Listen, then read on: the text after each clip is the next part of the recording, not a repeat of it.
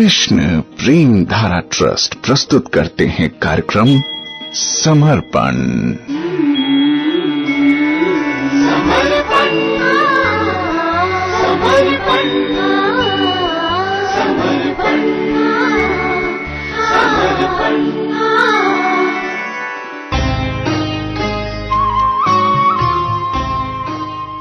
कार्यक्रम समर्पण में आपके साथ हूं मैं प्रेम धारा। नमस्कार, कैसे हैं आप सुन रहे हैं कि कैसे श्री दत्तात्रेय जी ने अपने शरीर को ही गुरु मान लिया। और देखा जाए तो शरीर को जो उन्होंने गुरु माना तो वो सबसे उत्तम गुरु हैं उनके, क्योंकि इस शरीर की स्थिति को देख करके व्यक्ति को सच्चा वैराग्य हो सकता है। और जिसको सच्चा वैराग्य हो जाता है तो वो भगवान की राह में चल निकलता है। तो पिछली दफा हमने ये जाना कि दत्तात्रेय जी ने कहा कि ये जो शरीर है वो सृष्टि और संहार से युक्त है और इसका अंत बड़ा कष्टमय हो सकता है।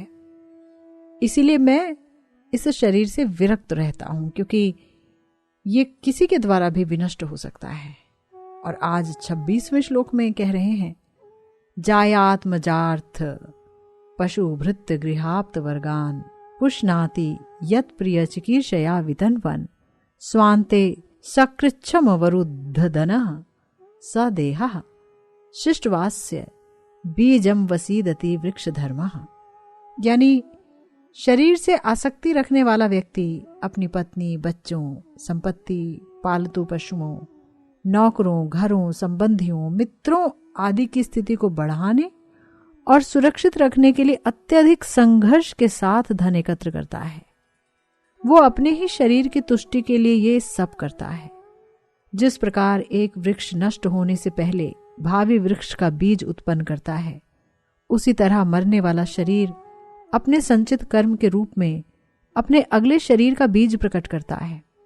इस तरह भौतिक जगत के नैरंतर्य से आश्वस्त होकर भौतिक शरीर समाप्त हो जाता है। तो बहुत ही सुंदर श्लोक है। और हम जब अपने आसपास लोगों को देखते हैं, खुद को देखते हैं, तो ये एकदम सच्ची बात दिखती भी है। जो व्यक्ति अपने शरीर से आसक्ति रखता है वो व्यक्ति इस शरीर से संबंधित हर वस्तु से आसक्ति रखता है। उसे अपनी पत्नी, अपने बच्चों से आसक्ति होती है, अपनी संपत्ति से बहुत आसक्ति होती है, अपने पालतू पशुओं से आसक्ति होती है। पहले तो लोग गाय भैंस पालते थे और अब भी गांवों में पालते हैं, उनसे आसक्ति होती है। और नौकर चाकरों से, घरों से, मित्रों से, संबंधियों से, सबकी स्थिति को बढ़ाना और सुरक्षित रखना चाहता है व्यक्ति, और इसके लिए बहुत संघर्षशील रहता है और बहुत सा धन एकत्र करना चाहता है, रात दिन मेहनत करता है। अगर कोई उसे कहे कि हम तुम्हें 24 घंटे भजन करने का सुयोग देते हैं और तुम्हें कुछ कमाना नहीं पड़ेगा, तुम सिर्फ भजन करो, सुबह से लेकर रात तक तुम सिर्फ हरि नाम करो और भगवान के चरणों में खुद को एकदम न्यौछावर कर दो, क्रंदन करो ठाकुर जी के लिए, तो वो ऐसा नहीं करेगा, क्योंकि उसे अपने पुरुषार्थ पर तो यकीन है पर भगवान पर यकीन नहीं है। वो सोचता है कि यदि मैं मेहनत नहीं करूंगा तो फिर मैं किसी को पाल नहीं सकूंगा।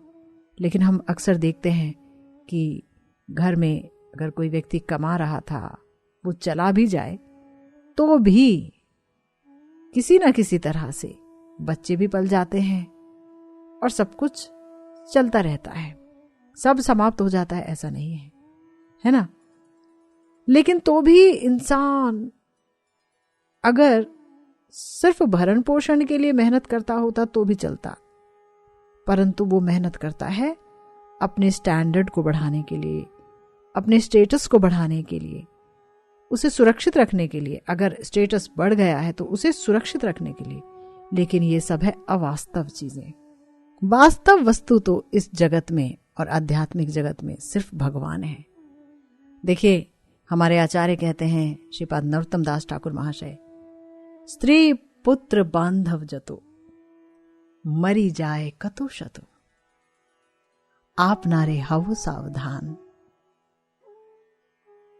मोई से विषय हत, ना भजिनु हरिपद, मोर आर नाही परित्राण। ये जो हमें परम उपयोगी नर शरीर मिला, मानव शरीर मिला, जिसमें ज्ञान और बुद्धि का आश्रय लिया जा सकता है, अगर उसी शरीर में हम विषयों में डूब जाएं, विषय आसक्त हो जाएं, तो हम अति दुर्लभ मानव जीवन के भजन उपयोगी समय को अवज्ञा के साथ पशुवत व्यतीत कर रहे हैं, है ना। क्योंकि ये जो मोह की पुतलियां हैं ना, स्त्री, पुत्र, बांधव, कितने शत शत लोग हमारे सामने मर जाते हैं, लेकिन हम अपने आसपास मृत्यु का ऐसा खेल देख रहे हैं।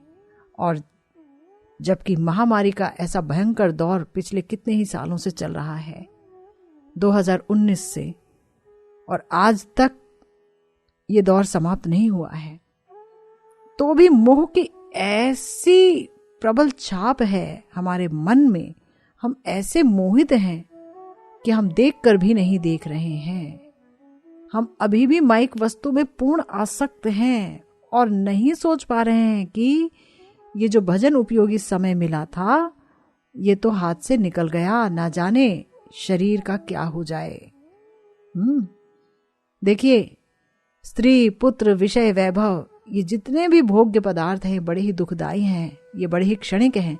इसीलिए भगवान बुद्ध देव ने छंदक से कहा था कि हे छंदक, ये जो विषय भोग हैं सभी अध्रुव हैं, अनित्य हैं, इनकी परिणति नितांत ही दुखजनक है, ये क्षण स्थायी चपल हैं।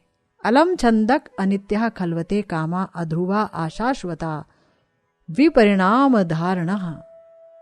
इस श्लोक में कहा उन्होंने कि देखो, पहाड़ी नदी के स्रोत की तरह हम इन विषयों की तरफ वेग से दौड़े जा रहे हैं, लेकिन ये विषय, ये भोग विषय ओस की बूंद की तरह क्षणिक है।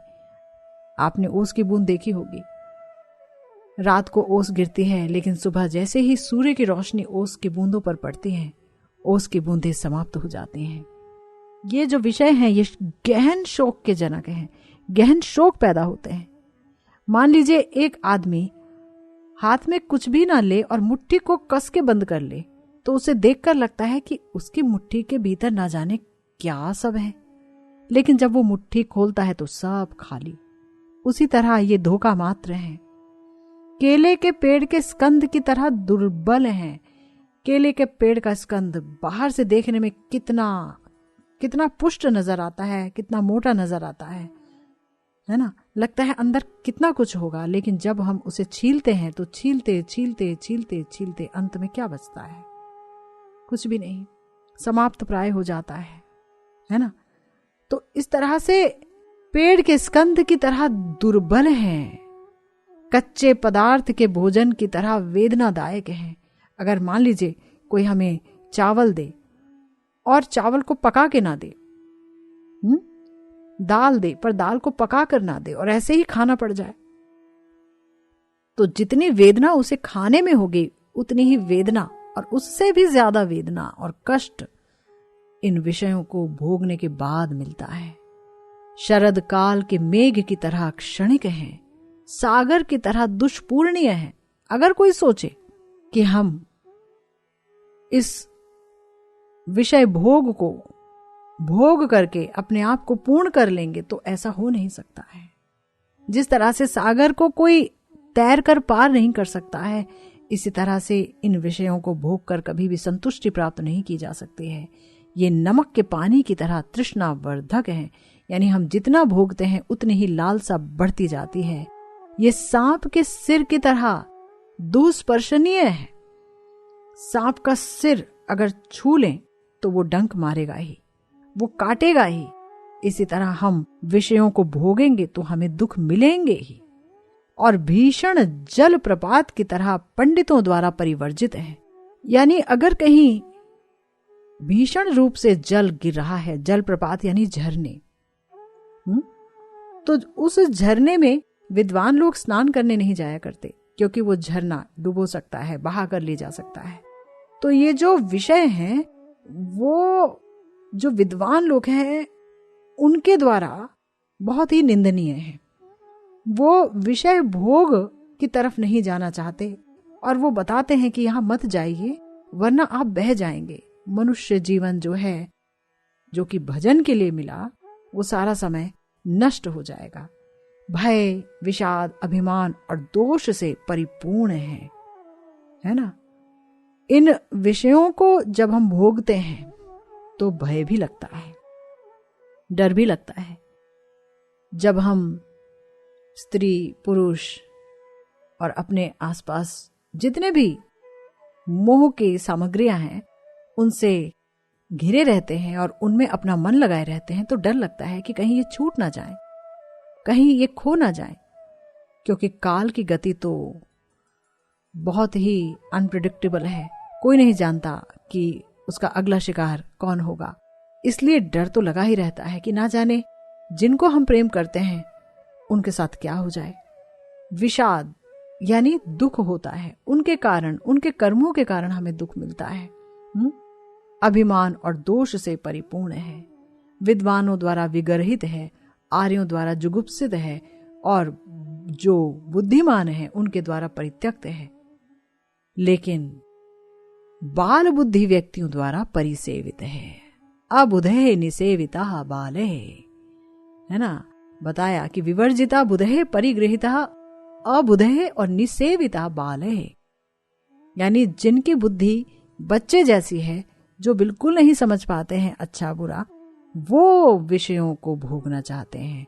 लेकिन हमारे ठाकुर महाशय कहते हैं, आप नारे हो सावधान, कि अगर आप बुद्धिमान हैं, अगर आपने भगवान के बारे में श्रवण किया है, भगवान के भजन को अपने जीवन का लक्ष्य समझा है, तब स्त्री, पुत्र, विषय वैभव में आसक्ति त्यागनी होगी। ये जो हमारी अंधा आसक्ति है, अंध आसक्ति, यही समस्त दुखों की जड़ है। और जब हम किसी में भी आसक्त होते हैं तो उसका परिणाम हमेशा दुखमय होता है, ये हमेशा याद रखना होगा। लेकिन अगर हम उसी आसक्ति को भगवान में लगाते हैं तो हम नित्य आनंद को भोगने लगते हैं। नित्य आनंद चिर मधुर, नित्य शाश्वत गोविंद चरण कमलों में ही है। लेकिन अगर हम बहिर्मुख अवस्था में भजनहीन जीवन यापन करते हैं, भजनहीन जीवन बिताते हैं विषय आसक्तिवश, तो समझना होगा कि हम विषय आसक्त हैं। तो विषय हत नहीं होना है, विषय आसक्त नहीं होना है, हमें विषयों से पार होना है। हमारे दत्तात्रेय जी यही बता रहे हैं हमें इस श्लोक के माध्यम से, जहां पर वो कहते हैं कि ये जो इंसान है वो इस अनित्य मनुष्य शरीर को पा करके, जहां की मृत्यु उसके पीछे लगी रहती है बारंबार, वो उसको पाकर भजन तो करता नहीं है और वो अनेकों प्रकार की कामनाएं कर बैठता है, जिसकी वजह से उसका अगला शरीर तैयार होता है। ये जो कामनाएं हैं, ये जो कर्म है, ये जो वासनाएं हैं, ये हमारे अगले शरीर का बीज हो जाती हैं। इन वासनाओं के अनुसार ही हमें हमारा अगला शरीर प्राप्त होता है। तो सारा जीवन हम स्त्री, पुत्र, धन, दौलत, हाथी, घोड़े, नौकर, चाकर, घर द्वार, भाई बंधुओं का विस्तार करते हैं और उनका पालन पोषण में लगे रहते हैं और बहुत कठिनाइयां सहकर कुछ धन जमा करते हैं, लेकिन खुद उसे भोग नहीं पाते हैं। आयु पूरी हो जाती है, वो शरीर यूं ही नष्ट हो जाता है। और फिर क्या होता है? वही होता है जैसे वृक्ष समाप्त होने से पहले दूसरा वृक्ष पैदा कर देता है, यानी इतने सारे बीज वो पैदा कर देता है दूसरे वृक्षों के लिए। वृक्ष के समान हम भी दूसरे शरीर के लिए बीज बोकर उसके लिए भी दुख की व्यवस्था कर जाते हैं, क्योंकि खुद हमें ज्ञान नहीं होता है कि कैसे पुनरपि जन्मम पुनरपि मरणम से छुटकारा पाया जाए। तो हम अपने आश्रित व्यक्ति को क्या बताएंगे? उनको, जिन्हें हमने अपने पुत्र या पुत्री के रूप में पैदा किया है, उनको भी तो हम इसी भेड़ चाल में लगाएंगे कि जाओ और तुम भी जाओ दुनिया का सुख लूटो। वो सुख जो हमें नहीं मिला, वो सपने जो हमने पूरे नहीं किए, हमारे उन सपनों को तुम पूरा करो। हमने दुख भोगे, क्या पता तुम्हें सुख मिल जाए। दौड़ो दौड़ो, देखते क्या हो, दौड़ो भागो। और इसी भाग दौड़ में हमारा शरीर भी चला जाता है और जो हमारे आश्रित हैं वो भी अज्ञान में घिरे रह जाते हैं, उनका भी कल्याण नहीं हो पाता है। तो दत्तात्रेय जी ने अपने शरीर से बहुत कुछ सीखा है, बहुत कुछ जाना है, आगे भी बहुत कुछ बताएंगे हमें। सुनते रहिएगा कार्यक्रम समर्पण। आप सुन रहे हैं कृष्ण प्रेम धारा ट्रस्ट द्वारा प्रायोजित कार्यक्रम समर्पण। आप हमसे संपर्क कर सकते हैं इन फोन नंबर्स पर 8851466995, 9350530528, 9811256747 और 9818451411। आप अपने प्रश्न हमें लिखकर भेजिए या रिकॉर्ड कीजिए। हमारा व्हाट्सएप नंबर है 9193278889। अधिक जानकारी के लिए देखिए हमारी वेबसाइट www.krishnapremdharatrust.com।